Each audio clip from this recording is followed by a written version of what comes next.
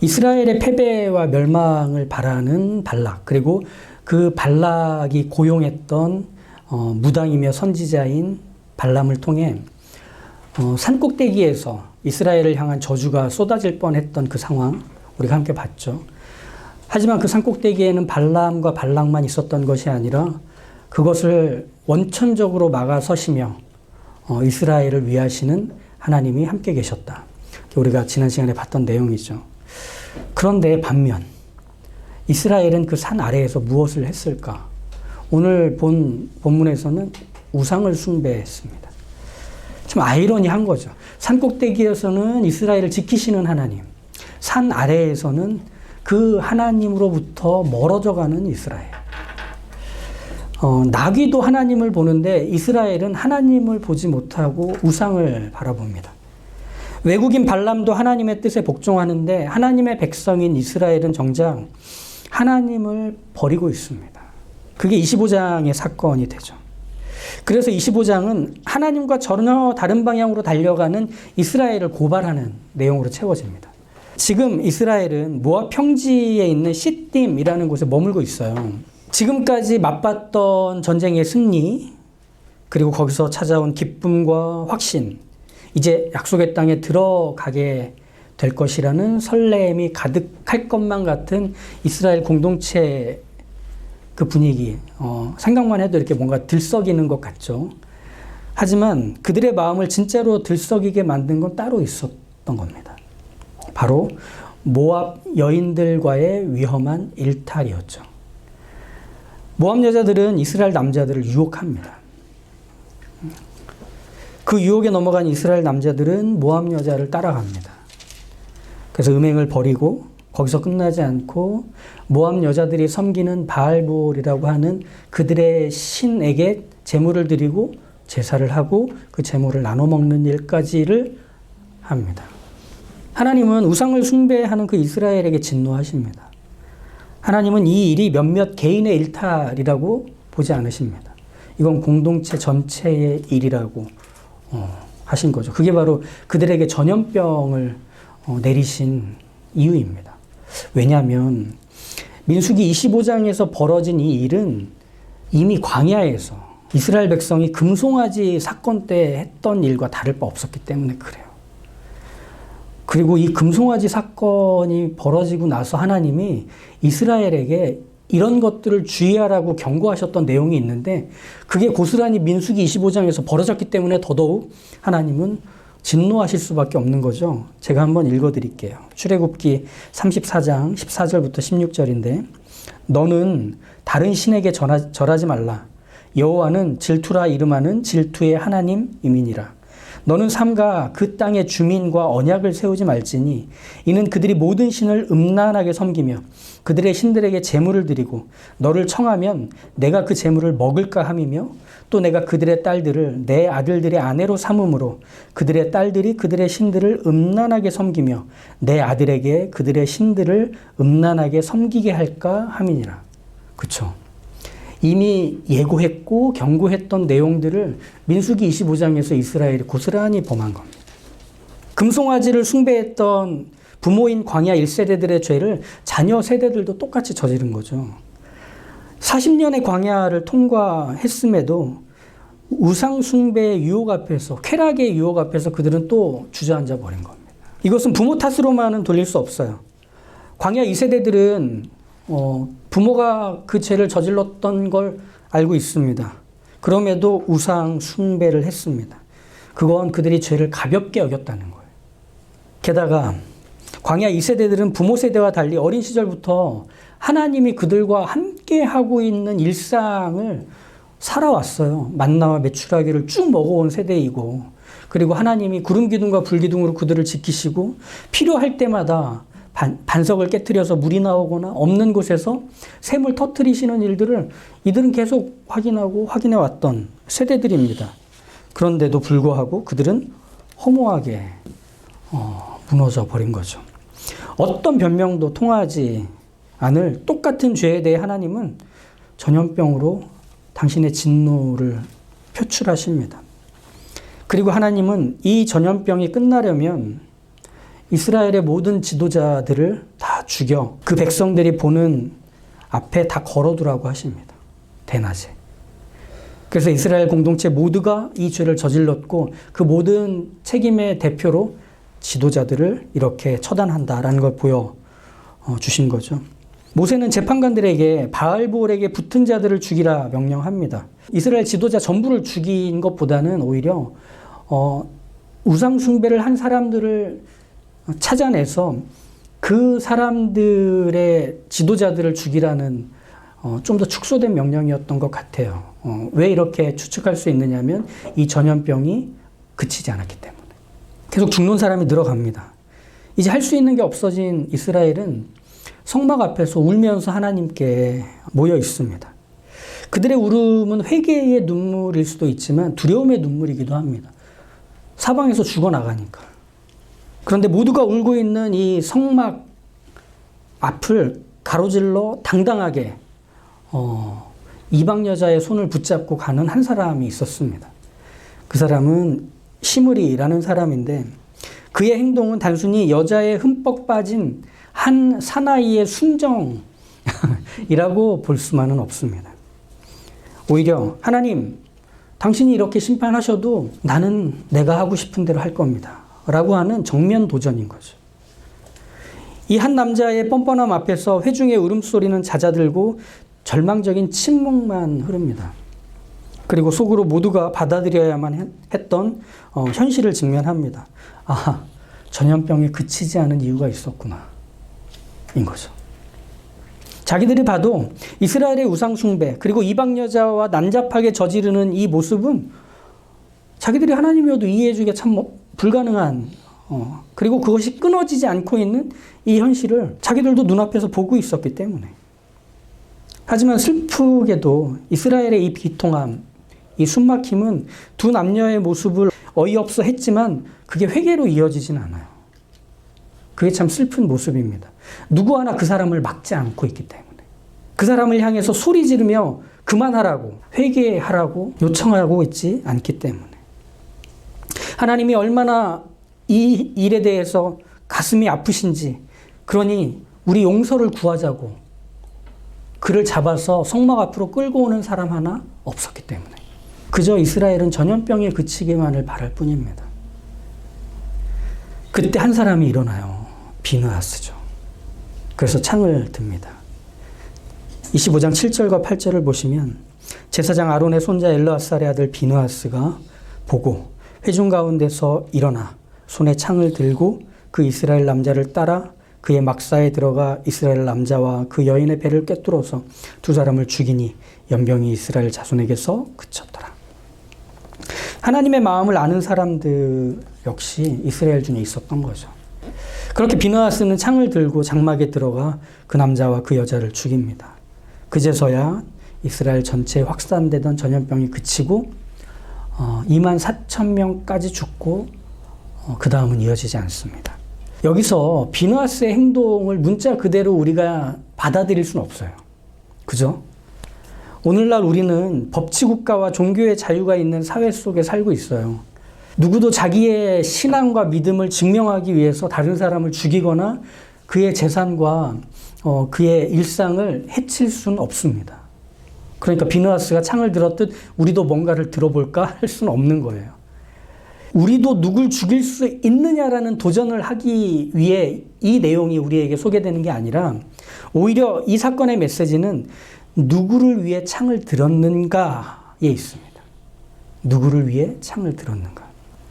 비느하스는 하나님이 이 상황을 어떻게 보시는지에 대한 하나님의 마음을 이해한 행동이었습니다. 동시에 아무것도 할 수 없는 이스라엘을 위해 하나님을 위한 것이 무엇인지 알고 한 행동이었습니다.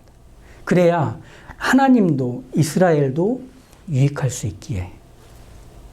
그래서 하나님은 이 비느하스의 행동에 대해서 이렇게 평가하시거든요. 10절과 11절을 보시면 여호와께서 모세에게 말씀하여 이르시되 제사장 아론의 손자 엘르아살의 아들 비느하스가 내 질투심으로 질투하여 이스라엘 자손 중에서 내 노를 돌이켜서 내 질투심으로 그들을 소멸하지 않게 하였도다.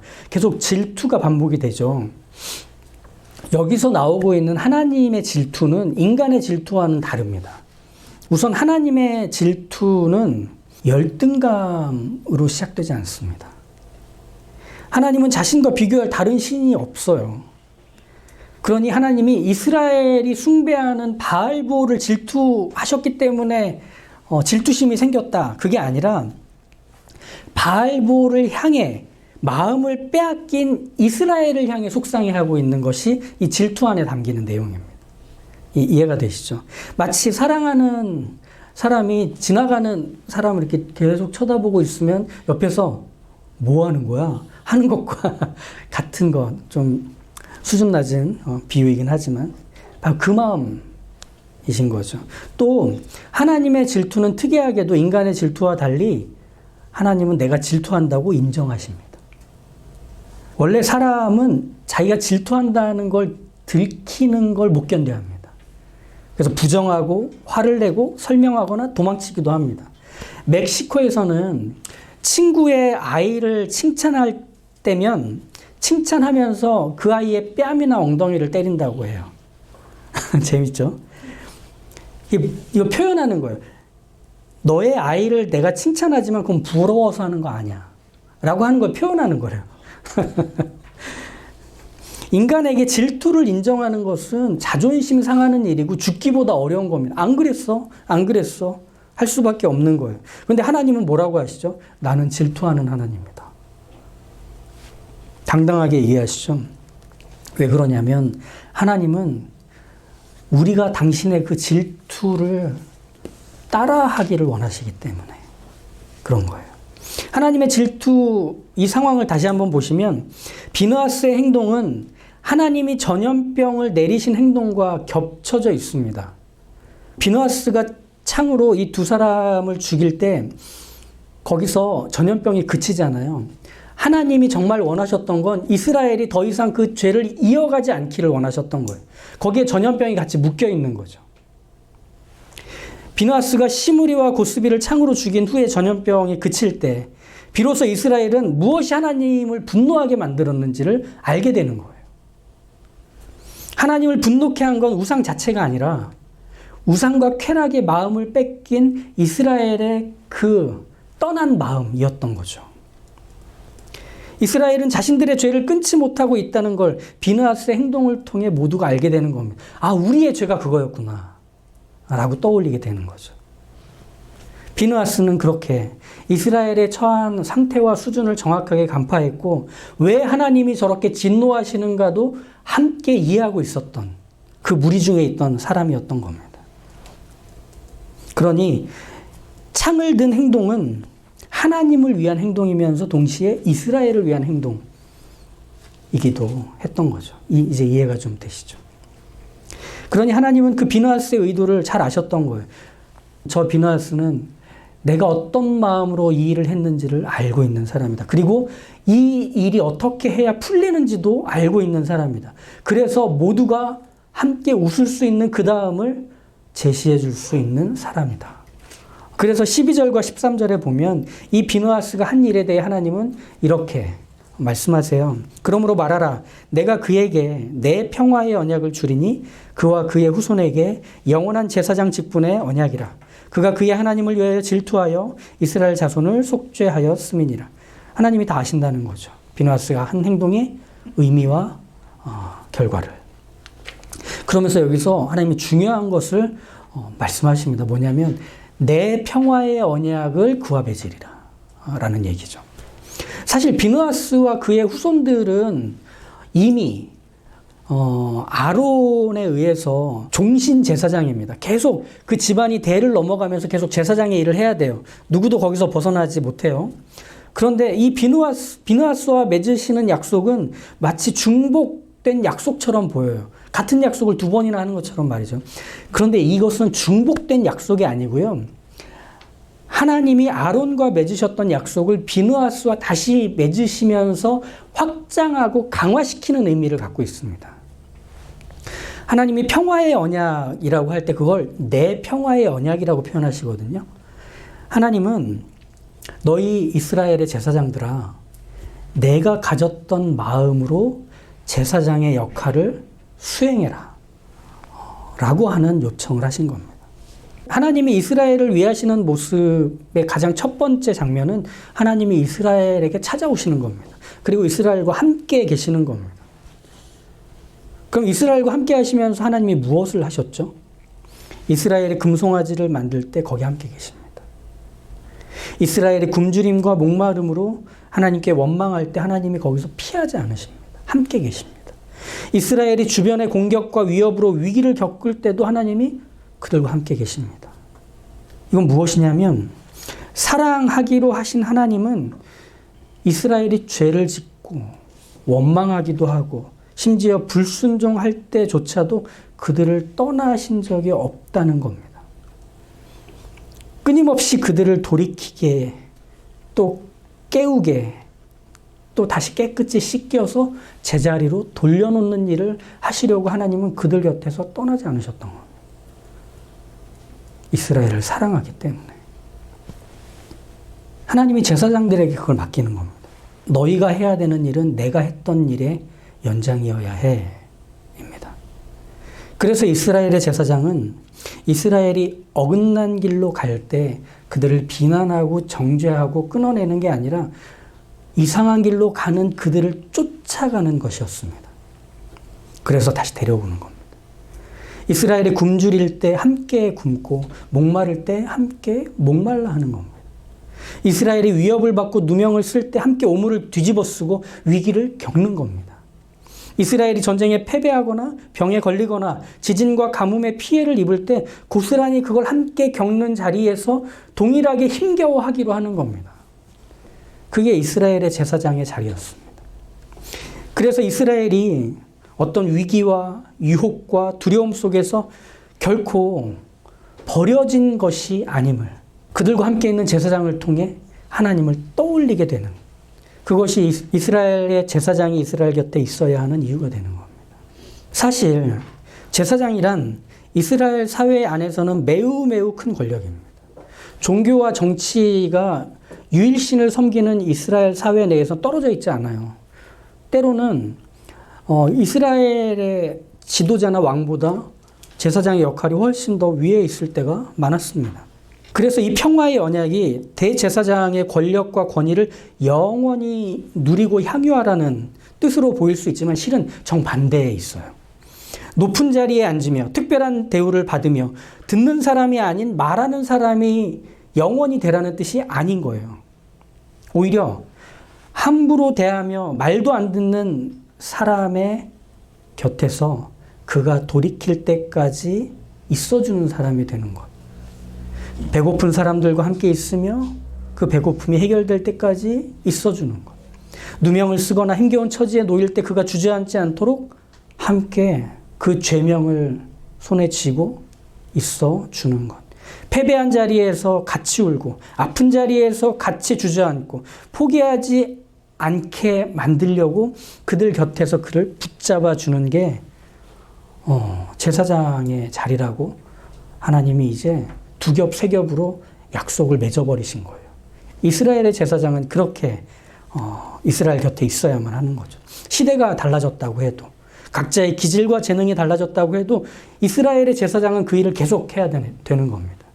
이스라엘을 위하는 일이 하나님을 위하는 일이 되고 하나님을 위하는 일이 이스라엘을 위하는 일이 되는 그 역할을 제사장들이 해야만 하는 거죠. 즉 평화의 언약은 하나님과 이스라엘 사이에서 이 둘을 이어주는 중개자로서 또 통로로서 역할을 하게 된다는 것이죠. 이게 제사장의 일입니다. 이 평화의 약속은 이스라엘의 역사 속에서 되기도 하고 안 되기도 했던 시간들을 지났지만 사실 이것은 하나의 완벽하고 영원한 상을 미리 비춰주는 그림자의 역할을 해요. 실제 평화의 약속이 완성되는 것은 예수님을 통해서였거든요. 히브리서 4장에 보면은 이렇게 나와요. 우리에게 있는 대제사장은 우리의 연약함을 동정하지 못하실 리가 아니요. 모든 일에 우리와 똑같이 시험을 받으신 이로되 죄는 없으시니라. 그러므로 우리는 긍휼하심을 받고 때를 따라 돕는 은혜를 얻기 위하여 은혜의 보좌 앞에 담대히 나아갈 것이니라. 예수님이 대제사장으로서 하신 일은 우리가 어떤 형편에 있든지 우리의 곁에 계속 계시는 바로 그 모습으로 사셨다는 것입니다. 생각해보면 정말 그렇지 않나요? 예수님은 이 땅에 오셔서 한 번도 잔치의 높은 자리에 서신 적 없습니다. 사람들이 많이 다니는 곳에서 인사받고 사인회를 해주신 적도 없습니다. 아, 네, 이름이요? 이러면서 이렇게 쓰는 그런 일 없었습니다. 많은 격려와 칭찬과 응원의 자리마다 예수님은 부재하셨습니다. 그럼 예수님이 어디 계셨을까? 그분은 아무도 거들떠보지 않는 나병 환자의 집에 계셨습니다. 세리의 식탁에 앉으셨습니다. 죄인의 친구가 되는 그 자리에서 그와 유쾌하게 대화하셨습니다. 왜냐? 그곳이 바로 하나님의 평화가 가장 필요한 자리, 하나님의 은혜가 가장 필요한 자리였기 때문에 그들의 아픔, 그들의 방황, 그들의 한계와 절망을 우리의 구원자는 외면하신 적이 없습니다. 그들의 삶과 짐과 죄를 짊어지기 위해서는 그들의 곁에 있어야만 된다 여기셨기 때문입니다. 비느하스가 죄를 끊기 위해 무리 중에서 창을 들고 일어선 것처럼 예수님은 죄를 사하시기 위해 죄인들 사이에서 일어나 십자가에 오르신 겁니다. 그래야만 하나님의 사랑이 필요한 이들에게 알릴 수 있기 때문에 우리는 그 예수님이 가신 길을 쫓는 사람들입니다. 그래서 왕 같은 제사장이라 부르는 겁니다. 그리스도인이라면 응당 바라는 것들이 우리 있죠. 위험하거나 억울해지지 않기를, 세상의 가치와 평가로부터 우리는 항상 고점을 받을 수 있기를, 모든 칭찬과 격려와 응원과 지지 속에 머물 수 있기를, 이 사회가 우리를 필요로 하고 늘 요청하기를, 그게 그리스도인이기를 우린 바라죠. 하지만 그리스도인이 있을 자리는 우리가 어떤 사랑을 받는 사람인지를 보이는 자리가 아닙니다. 그리스도인이 있어야 할 자리는 너희가 어떤 사랑을 받고 있는지를 보여주는 자리에 있어요. 너희가 하나님으로부터 어떤 사랑을 받는지 알려주는 자리에 있어야 한다는 얘기입니다. 그러기 위해 그리스도인은 같이 있다가 오해받는 자리, 피해를 입는 자리를 마다하지 않아야 합니다. 세상은 그 반대로 가르치잖아요. 그런 자리는 피해야 된다고. 그래서 근묵자 흑, 근주자 적, 물드니까 피해라. 그리고 까마귀 노는 곳에 백로야 가지 마라. 이게 세상이 우리에게 가르쳐주는 처세이며 삶의 방식이잖아요. 우린 정반대에 서 있습니다. 우린 예수님을 닮아가는 삶으로 부름받았습니다. 그래서 우리는 어디에 서느냐면 왕 같은 제사장으로 예수님이 가신 그 낮은 곳에 서는 겁니다. 거기에 하나님의 사랑이 필요하기에 우리가 거기에 가는 겁니다. 그러기 위해 사랑이 없는 자리에 서야 하는 거죠. 사랑이 없어 보이는 현상에 함몰되지 말고 그 사랑이 채워졌을 때 생기는 찬란하고 아름다운 결과를 먼저 본 사람처럼 사랑 없는 자들 곁에 서는 겁니다. 그래야 그들이 사랑을 알게 되기 때문에. 비느하스처럼 그 거룩한 열심을 품고 예수님처럼 십자가의 사랑을 품고 고통받는 이웃의 곁으로 그렇게 가는 겁니다.